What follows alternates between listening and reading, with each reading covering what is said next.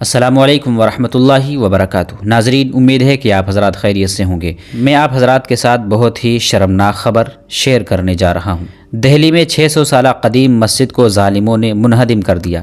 سمیع اللہ خان کی یہ تحریر آپ حضرات ملاحظہ فرمائیں۔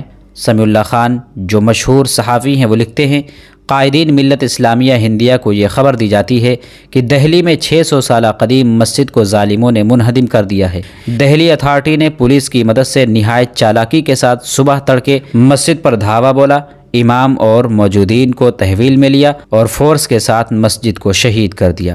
بتا دوں کہ اس مسجد کو پوری طرح دھاندلی سے شہید کیا گیا ہے۔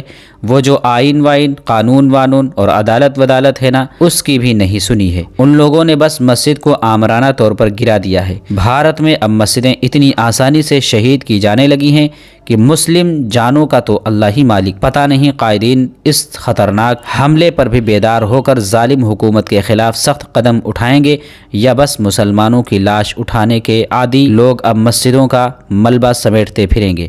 بابری مسجد کے بعد ان کے حوصلے مساجد کے خلاف آسمان سے باتیں کر رہے ہیں۔ جو لوگ احمقوں کی جنت میں ہیں وہ نکل آئیں۔ ہندوتوا کے نشانے پر تقریباً 4000 مسجدیں ہیں۔ سمیع اللہ خان۔